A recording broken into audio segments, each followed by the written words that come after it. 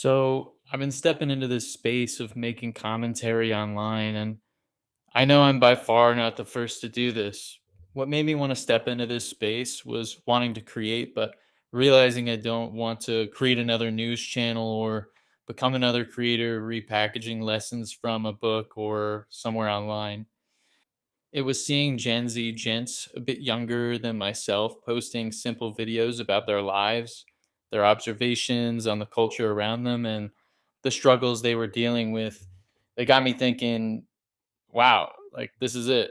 This is what I actually want to talk about when you throw me in a one on one conversation with a good friend. So here I am doing it. But naturally, I came across people downplaying these kind of creators. They're often getting written off as doomers or black pilled nihilists who only wallow and don't really believe in success. A lot of these younger guys. Now, I don't believe success is impossible by any means. I'm a big fan, obviously, of career growth, fitness, dating, personal responsibility, not giving up, and all that. And yet, I'm also still a fan of these young guys vulnerably talking about how some of these things are hard today, how the job market feels broken, or how they're struggling with sinfulness, drugs, or lust, or anything like that. Because when I see a guy talking through a challenge in his life that he's working at and other people relate to it, I am not quick to label it as doomerism. I see men who are bonding through hardship. I see guys who are working things out. I see thinking, right? And I think that should be encouraged because I think we've become uncomfortable with sitting with unresolved suffering. I don't always need to hear from another guy on the internet who has all the answers, who already has it all figured out. I don't always need to be running from something or chasing something, running from poverty, running from sickness, running from a life where nobody loves me just so that I could be chasing money and chasing health and chasing success and always reaching for that next thing. Sometimes I feel like I need to stop.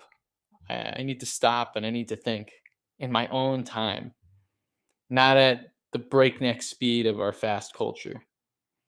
And that stopping, I think we've gotten uncomfortable with that. If I see a man who's lost his legs talking about how hard it is to live, maybe the first thing he needs isn't like a numbered list of ways to improve his life. Maybe he just like needs room to suffer and just sit in that for a moment. Maybe he needs room to think through what's happened to him. Do people really believe he hasn't already thought about his life and how his life could be better? I'm sure he's thought of that already, right? Is there a time for solutions? Of course, obviously, right? But I'm disturbed by how unwilling people seem to be to let others express pain, to be troubled, to have problems. Everything just gets turned into a self improvement project.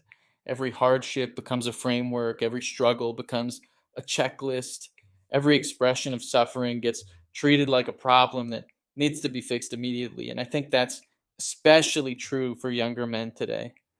A guy talks about honestly some sort of difficult in his life, and people rush in to label him a doomer or like he's black pilled or weak or negative, but the thing is that suffering isn't surrender. Struggling isn't giving up.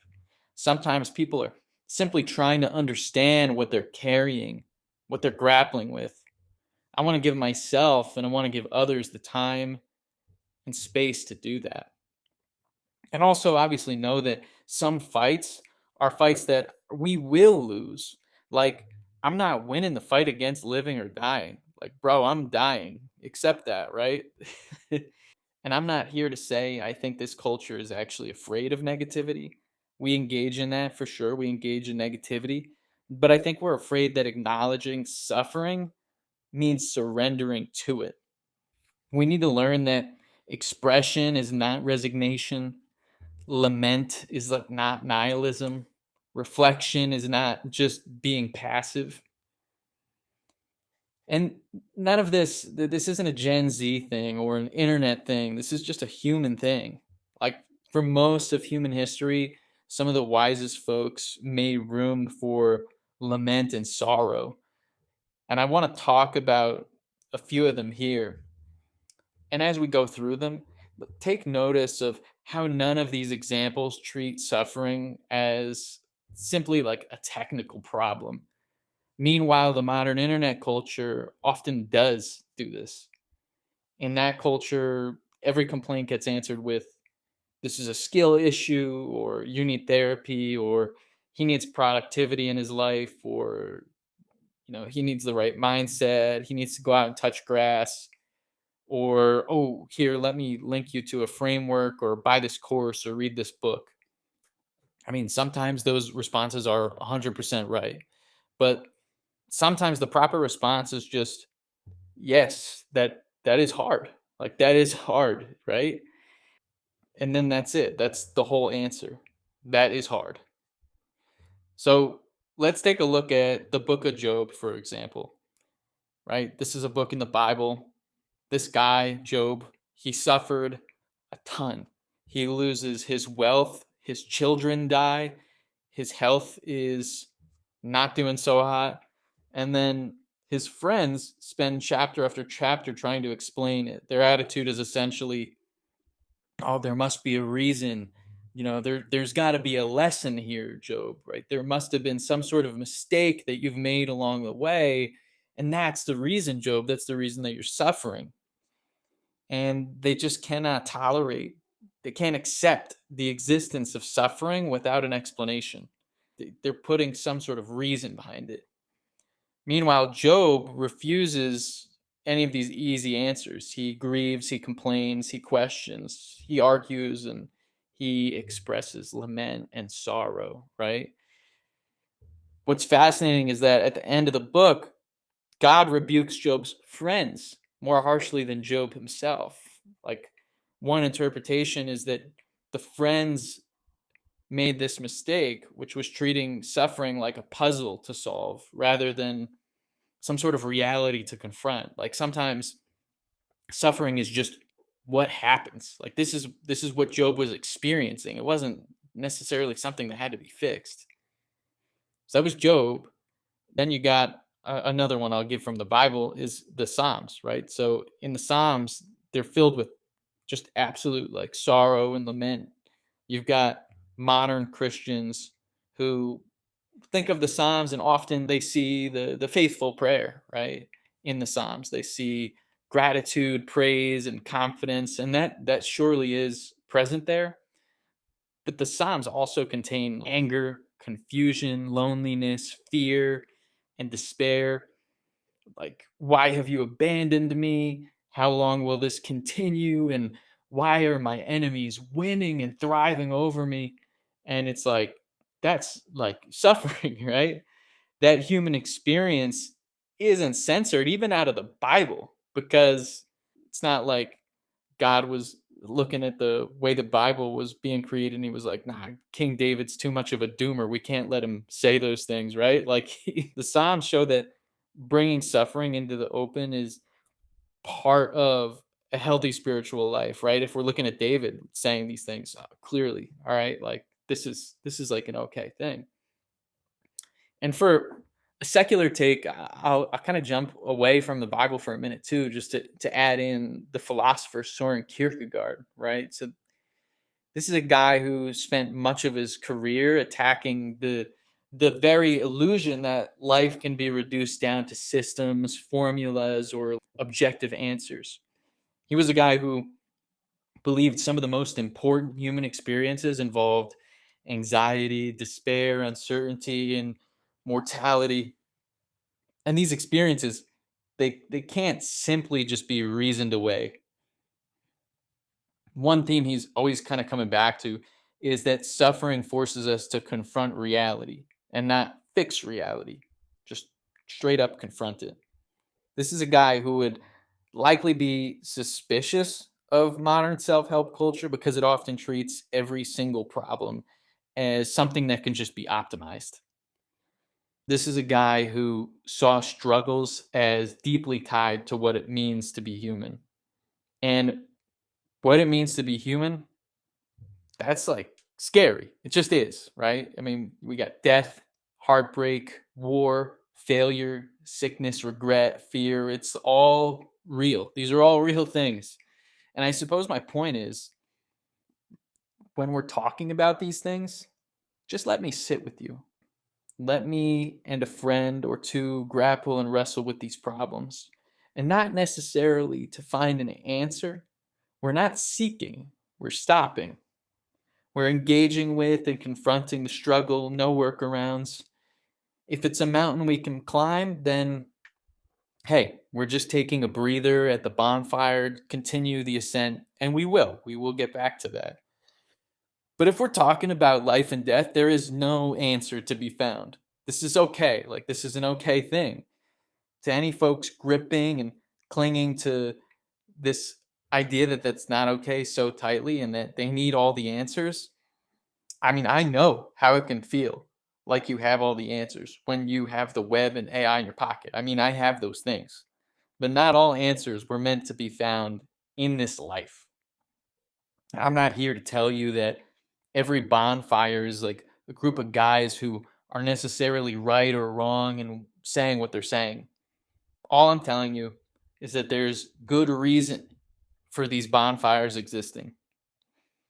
I have mentors, people I know in person, people I follow online, people I look up to in order to help me see what I might do next. But that's just one kind of relationship. If all the content I consumed, all the people I listened to were people who were telling me what to do to be successful and I threw everything else out, I don't really think I'd be living. Is there no benefit in sorrow or in hardship? I mean, sorrow has really been a big topic for me lately, and sometimes it helps me think. It cultivates my inner self, helps me reframe. So when I see these communities forming, and I know how it affects me, I see these communities in person, online, or place like this, I think, good. Like, these guys are getting in their time by the bonfire, right? If you were spending your whole day by the bonfire when you don't have to be, I mean, yeah, it might be a different story. But if you work hard, if you struggle and you turn to this community to confide, relate, validate, be validated, think things through, I mean, I would encourage that. Everybody needs that. Even when it comes to taking action, people don't read listicles and then just decide they're going to do all the items on the listicle and then follow through with it.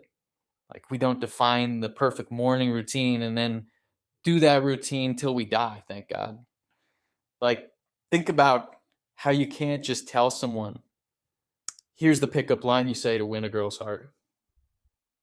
It's not that simple, right? If you believe that, you're too solution brained. To coach someone, to coach yourself, you have to acknowledge the mess, sit in the mess, confront the mess, struggle in the mess, fall off confronting the mess, and come back again until you've found your own personal way through it. And while the way people eventually solved similar messes may look similar, in the end, they had a lot going on that was happening behind the scenes that you didn't see in order to get to where they got. And where they got is different than where you got, even if it looks similar. So we can't be solution brained, is my point. We need to fail. We need to struggle. We need to think.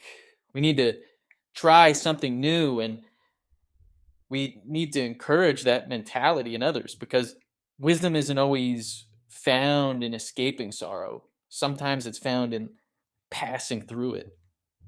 It's how you live.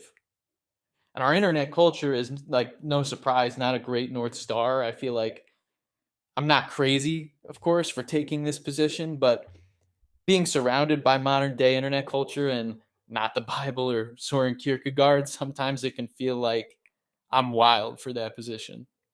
I uh, I don't need to start like online debates with anyone about what is and isn't doomerism, but given I'm making this sort of content, this content just deeply about life, it seemed like a relevant matter to be upfront about early on. As I said, I know I'm not alone on this. I know everybody has their own thoughts and opinions on it. So let me know your thoughts on the matter or if this has you thinking any differently. Thanks for hearing me out.